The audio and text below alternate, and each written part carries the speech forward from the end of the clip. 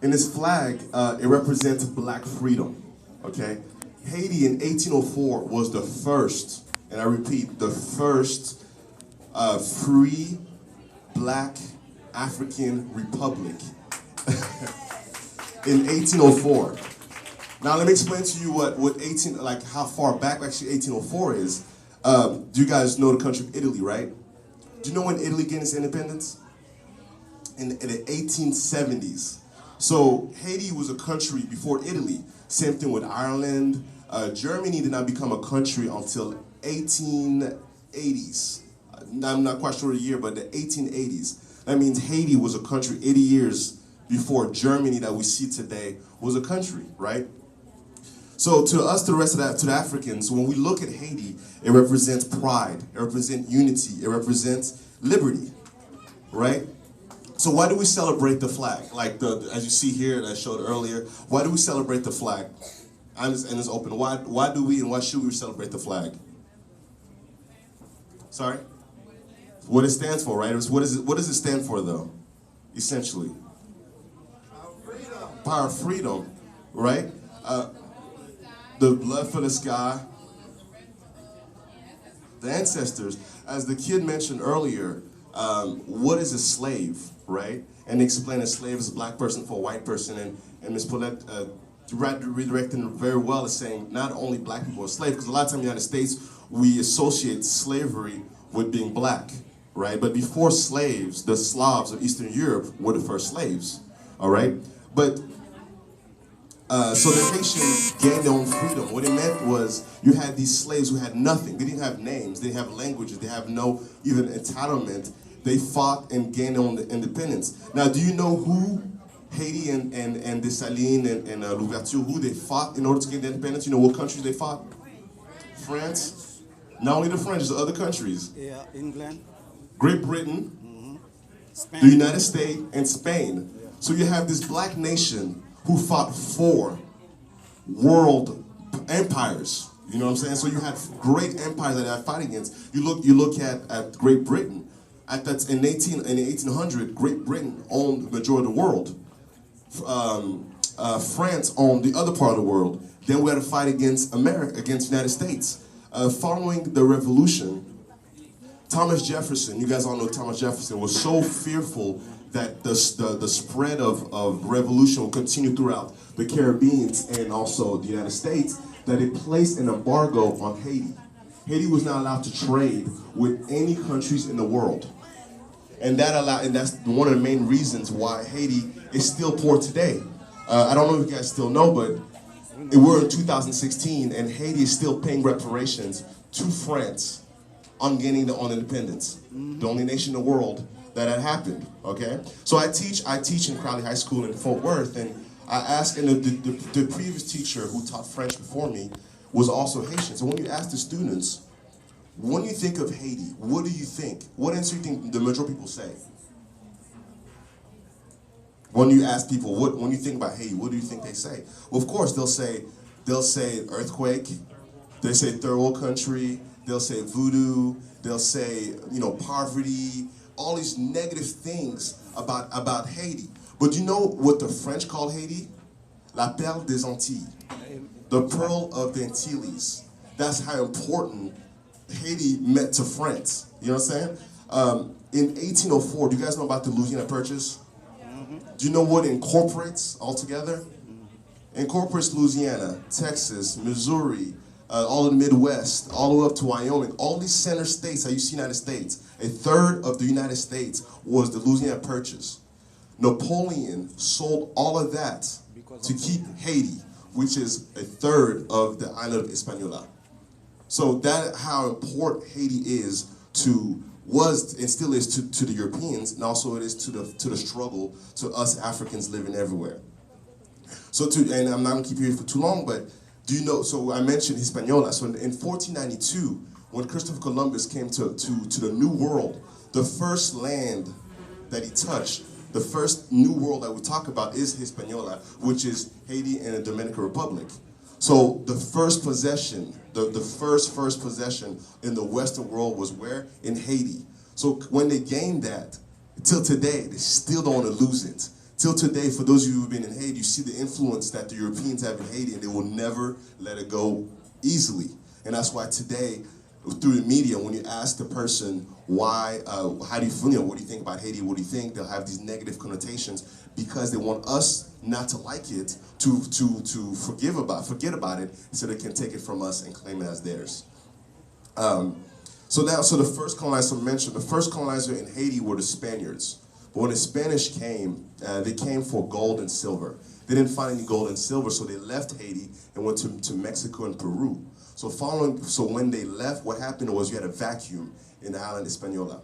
You had a lot of, on the eastern side in Dominican Republic, you had a lot of cows, a lot of cattling, but what you would have is the French and the English would do a lot of piracy. They would just loot the boats that will go back from the Caribbean back to Europe.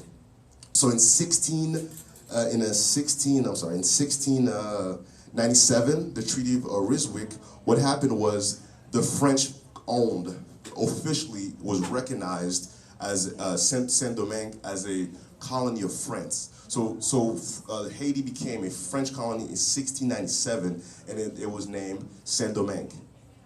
So what happened was, when French colonized it, when French took over, do you know what they extorted out of Haiti? What was the thing that they took out of Haiti? Do you guys know?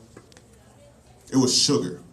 It was sugar. The whole world, and I repeat myself, the whole world used Haitian sugar. And that's why Haiti was so rich. So as you see 2016, you see the negative connotations in the media, but in 1697 all the way to 1804, the richest piece of land in the world was Haiti because of that sugar. Now, who produced that sugar? It was the slaves that we mentioned. Now, the slaves who came from, they were stolen out of Africa. The majority of the Haitians, do you know what country they come from? The majority of Haitians in Africa? West Africa. But which country specifically? Well, no, you're right. It is West Africa. It is in West Africa. One starts with a B, the other starts with a T. Benin, yeah. And the other one was Togo. So the majority of Haitians, the whole slave were taken for Benin, number 1, Togo number 3, Congo number 3, and Nigeria number 4. That's why in the Haitian language, in Creole, you may hear some words that are in Yoruba or in Benin languages or Congolese languages, because Haitians never lost that connection with Africa, because we're all the same. We're all the same. Haitians are just Africans were stolen in Africa and brought to Haiti. So from 1697 to 1804, again, you had the French who were in Haiti, and then they had their slaves. But as you know, everywhere the French went, they also mixed with the people. So then you had the French colonists, you had the Haitian, but then you had another ethnic group, which we call in English colored people, but in French, gens de couleur. So you had the mulattoes, another word for it. So you had the black Africans, for lack of a better word, you had the mulattoes, and then you had the whites. So what happened was, do you guys know what happened? Do you guys ever heard of the Côte Noire, or the black coats? So and also in Haiti, you also had black coats. So slaves, if you consider black slave, you were a slave from the day you were born to the day you die. But also the coloreds, or the gens de couleur, or the mulattoes, they had more rights than the slaves, but they did not have the same rights as the white man. So you had sometimes mulattoes who owned slaves, or mulattoes who had a little finances. But when the French noticed that there were more mulattoes and blacks together than the whites, that they feared that. So what they did is they put a lot of Côte Noire to stop them from gaining any type of financial stability. So to fast forward until do you guys know what happened in 1791? In 1791, that's when the revolution started officially. It started from 1791 all the way to 1804. Now, unfortunately, Toussaint Louverture, who was the leader of the revolution, he did not survive to see Haiti become a free country. But Dessalines, who was his associate, finished and was the first president of Haiti. So now you're 1804, Haiti's a country, and it's trying to be a successful country. And I mentioned earlier, the United States placed an embargo on Haiti. the Great Britain and France refused to recognize Haiti as a nation, and Haiti was starved basically until the Americans came, and then also starved them some more, and then used all of the resources out of Haiti. Now, what does the Haitian Revolution mean to the rest of us, like myself, a Congolese American, and let's say the Jamaicans and the Brazilians and so on? Well, after 1804, you had a lot of other revolutions going on in the Caribbean, in the United States, as well in South America. You had the Malles Revolution in Brazil. All of these slaves, these Brazilian, Afro-Brazilian slaves, they had necklaces with the face of the Sanin. Why? Because they were the same struggle. They understood that we were fighting the same struggle. What's that struggle? To stop this white domination. For us, Africans living in the diaspora, to unite and recognize that we're one. You also had in Jamaica, you had the Pygmy Rebellion, and you also had the Paul Bogle Rebellion. And the same thing, they followed the same spirit, the same struggle, and they looked into Haiti. They looked onto Haiti and see that if the Haitians can get their own independence, we can get our independence.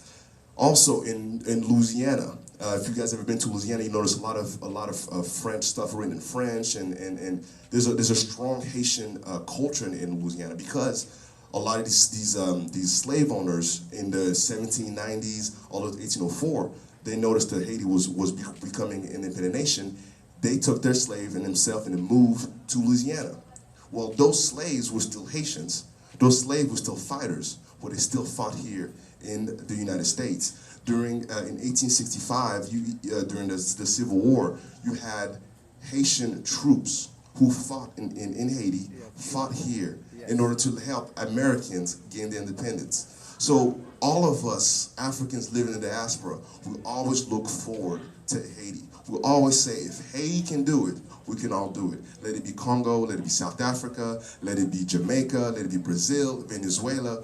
All of us look into Haiti into a positive realm, and into, again, if they can do it, and we can also do it. So I'm going to my conclusion.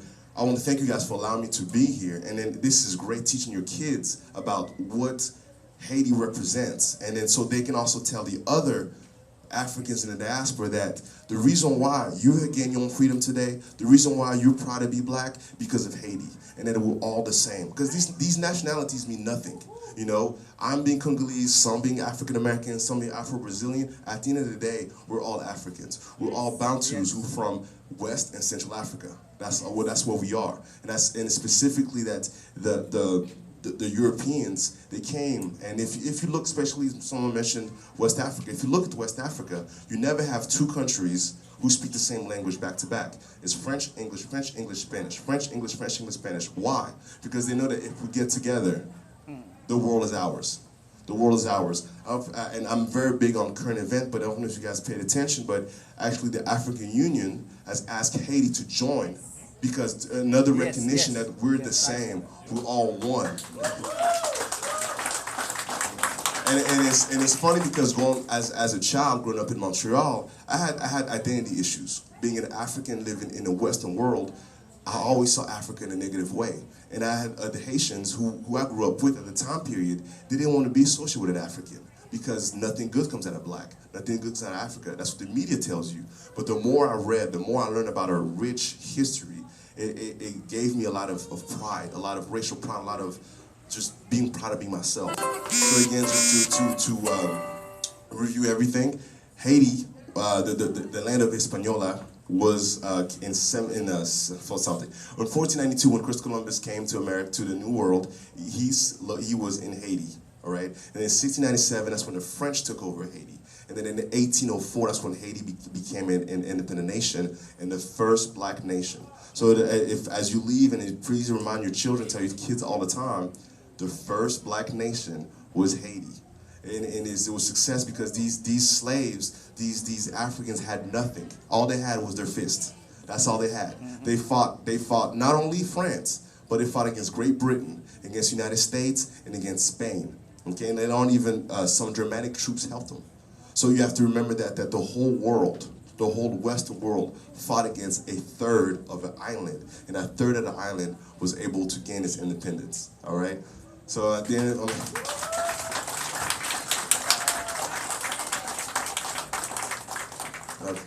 So thank you so much. Thanks for having me, and you guys have a great evening.